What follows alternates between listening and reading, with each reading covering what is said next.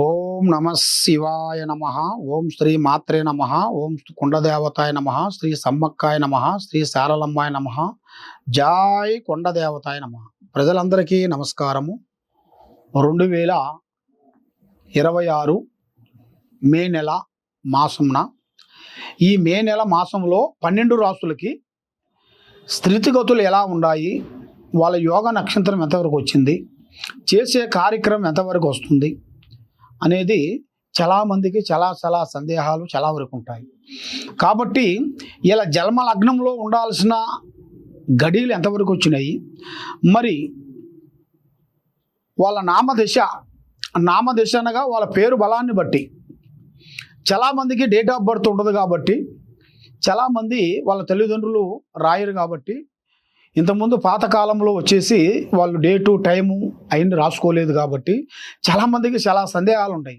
గురువుగారు, మరి మా పేరు అనేది ఇదే కానీ మరి మాకు ఏ రాశి వస్తుంది అనేది మాకు ఇంతవరకు తెలియదండి అని చాలామంది మమ్మల్ని అడుగుతుంటారు. కాబట్టి మీ పేరును, మీ ఫుల్ నేము, మీకు డేట్ ఆఫ్ బర్త్ లేకపోయినా కూడా మీ పేరుని బట్టి మీకు సమయం ఉంటే సమయాన్ని పంపించండి.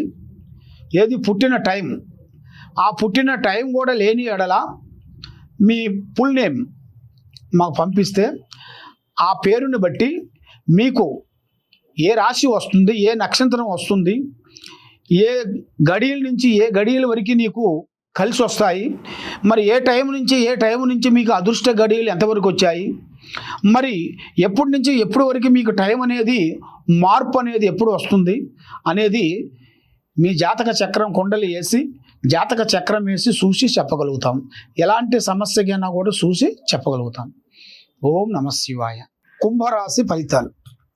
ఈ కుంభరాశిలో ఉండవలసిన వాళ్ళకి మే నెల 2026 ఈ కుంభరాశిలో ఇల్లు చిన్న వయసు నుంచి కుటుంబంలో అనేది అన్నదమ్ముల మధ్యలో కుటుంబం మధ్యలో ఇల్లు చిన్న వయసు నుంచి కష్టపడుకుంటూ వస్తారు.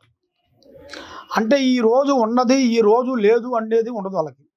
ఎప్పుడు చూసినా కూడా నిండుకుండ హృదయం. అంటే ఈరోజు మేము కోట్లు సంపాదించాము, ఈరోజు మా దగ్గర డబ్బులు లేవు అన్నిటిగా ఉండరు. ఏ పనైనా కానీ అవలీలగా చేయగలుగుతారు. ఎందువల్ల అంటే వాళ్ళు ఎంతోమంది ప్రజలకి సాకారం చేసి ఎంతోమంది ప్రజలని బాధలో ఉండవలసిన వాళ్ళందరినీ చీకట్లో ఉండవలసిన వాళ్ళకి వెలుతురుకి ఇచ్చి వాళ్ళకి సాకారం చేసి వాళ్ళని అభివృద్ధిగా చేసి ప్రజలలో ఒక మంచి పేరు సంపాదించుకొని గౌరవంగా నిలబడి ఆ విధంగా నడిపించుకుంటూ వస్తుంటారు. కాబట్టి మరి వీళ్ళకి ఈ కుంభరాశి వాళ్ళు కష్టజీవులు ఎక్కువ. కాబట్టి విద్యా రంగంలో చదువు కొంచెమే ఉంటుంది, తెలివితేటలు ఎక్కువగా ఉంటాయి. కాబట్టి ఆ తెలివితేటలు వీళ్ళకి ఏమవుతాయంటే మనకి ఎంతవరకు తెలివితేటలు మెయింటైన్ చేసుకుంటూ పోవాలో అదే చేయాలి. మనం ఎంత బరువు మోస్తామో, ఎన్ని కిలోలు మనం మోస్తామో అన్ని కిలోలు మనం మొయ్యాలి. ఎక్కువగా మొయ్యాలంటే మనం మొయ్యలేము కదా, కింద పడిపోతాం. అదేవిధంగా వీళ్ళు చేయాల్సిన విధానంలో కూడా కొద్దిగా ఒక్కొక్క టైంలో మంచిగా ఆలోచిస్తారు. ఒక్కొక్క టైంలో వచ్చేసి వీళ్ళు ఎక్కిన గుర్రానికి 3 కాళ్ళు అంటారు. కాబట్టి గుర్రానికి 4 కాళ్ళు ఉంటాయి, 3 కాదు. అదేవిధంగా మరి వీళ్ళు కొద్దిగా ఒకరితో మనం ఎందుకు చెప్పించుకోవాలి, మన తెలివితేటలు ఉన్నాయి, మన ఆలోచనలో ఉన్నాయి అని కొంతమందికి కొంత ఆలోచనలు వస్తుంటాయి, కొంత ఈగోలు ఉంటాయి కొంతమందికి ఇక నేనే గొప్పవాడిని అన్నట్టుగా కొంతమంది ఆలోచిస్తుంటారు. దానివల్ల వాళ్ళు ఏమవుతుంటారంటే పోయి టక్కన పడిపోతుంటారు. టక్కన పడిపోయారనుకోండి, వాళ్ళు చిన్నప్పటి నుంచి సంపాదించుకున్న గౌరవార్థము, ప్రేమ, ప్రజల్లో ఒక సేవ అవన్నీ వాళ్ళకి రోడ్డు మీదకి వచ్చేస్తాయి. కాబట్టి దానికి ముందు కొన్ని తెలుసుకోవాలి. మనకు అన్నీ తెలియాలని లేదు, అన్నీ తెలియకూడదని లేదు. మనకు తెలిసినవి కాకోకుండా మనకి ఎదుటి వాడిని కూడా మనం తెలుసుకోవాలి. దాంతోపాటు మనకి తెలిసింది కొంచెం అయితే తెలియాల్సింది కొండంత అంటారు పెద్దవాళ్ళు. అదేవిధంగా మనం తెలుసుకోవాల్సింది ఎదుటి వాళ్ళ నుంచి కూడా కొంత అనుభవాన్ని కూడా మనం తెచ్చుకోవాలి.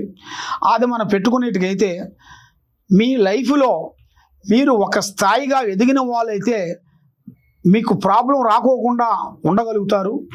ఇది లేదు, మాకు ఏదీ లేదు, మేము దేనికైనా సిద్ధమే అన్నట్టుగా కొంతమంది ఉంటారు. అలాంటి వాళ్ళకి మనం చెప్పలేం. భగవంతుడు ఉన్నాడంటే ఉన్నాడు, భగవంతుడు లేడన్నాడు మనం ఏం చెప్పలేం. తొక్కితే రాయి మొక్కితే దేవుడు. నమ్మకంతోనే ఏదైనా అవుతుంది, నమ్మకం లేనిది ఏదీ కాదు. కాబట్టి ఇలా జాతకంలో చూసుకుంటే ఈ కుంభరాశిలో ఉండవలసిన వాళ్ళకి వాళ్ళ కొడుకుల నుంచి వాళ్ళ కోడల నుంచి లేనిపోయిన సమస్యలు కొన్ని రాబోతుంటాయి.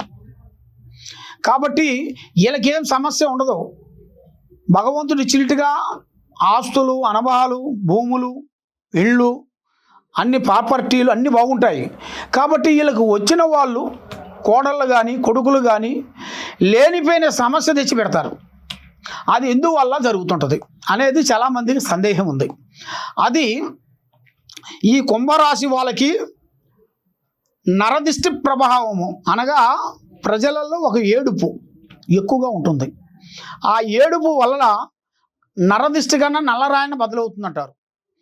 ఆ నరదిష్టి వీళ్ళకి ఎక్కువగా తగులుతుంటుంది. అప్పుడప్పుడు వీళ్ళు ఏం చేయాలంటే అమావాస్యకి పుణ్యానికి కొన్ని ఇంట్లో కొన్ని పూజా బలాలు ఉంటాయి. తర్వాత వీళ్ళు ఇంట్లో నుంచి బయటికి వెళ్ళేటప్పుడు కొన్ని పూజా బలాలు ఉంటాయి. అలాంటి కొన్ని శాంతం చేసుకోవాలి. అలాంటి శాంతం చేసుకునేట్టుకైతే తప్పకుండా ఇలా జాతక యోగంలో అభివృద్ధిగా పొందే మార్గాలు ఉన్నాయి. కాబట్టి వీళ్ళు ఎక్కువగా పూజించాల్సింది శ్రీ లక్ష్మీ తిరుపతమ్మ అమ్మవారిని ఎక్కువగా పూజించాలి. శ్రీ కనకదుర్గ అమ్మవారిని ఎక్కువగా పూజించాలి. ఈ అమ్మవారిని వీళ్ళు పూజించినట్టుకైతే వీళ్ళకి అనుకున్న కార్యక్రమాలు అభివృద్ధిగా అవుతాయి. కాబట్టి వీళ్ళు ఎక్కువగా అప్పులు ఇచ్చారనుకోండి మళ్ళీ తిరిగి రావు. ఇచ్చేటప్పుడు సంతోషంగా నవ్వుకుంటూ ఇస్తుంటారు, మళ్ళీ వచ్చేటప్పుడు అన్ని కష్టాలు, అన్ని ఇబ్బందులే. మనం ఇచ్చినప్పుడు వాళ్ళకి భగవంతుడు మాదిరిగా కనబడతాము, మనం అడిగితే వాళ్ళకి ఒక రాక్షసుడి మాదిరిగా భావిస్తుంటారు. మమ్మల్ని సంప్రదాయానికి వచ్చారు, ఊక అడుగుతున్నారు, ఒక రాక్షసులాగా మమ్మల్ని సంపాదించే మార్గాలు కనబడుతున్నాయని మన మొంగల అనగపోయినా కూడా మన పక్కకు వచ్చిన తర్వాత అంటుంటారు. అదేవిధంగా మీరు అప్పు ఇచ్చే ముందే కొన్ని జాగ్రత్తలు కొన్ని పాటించాలి. అది ఎలాంటి కష్టం అనేది కూడా మీరు కొంచెం తెలుసుకొని ఇవ్వాలి. వీడు మనవాడే అని మీరు నమ్మి మోసపోకండి. దానివల్ల మీరు కొన్ని జాగ్రత్తలు కొన్ని పాటించండి. కాబట్టి మీరు ఈ లక్ష్మీ తిరుపతమ్మ, ఈ కనకదుర్గ అమ్మవారిని మీరు పూజించినట్టుకైతే అష్ట ఐశ్వర్యాలు, భాగ్య భోగాలు, మనశ్శాంతి మీకు వర్ధిల్లుతాయి. సర్వో జనా సుఖినో భవంతు. ఓం నమః శివాయ నమః.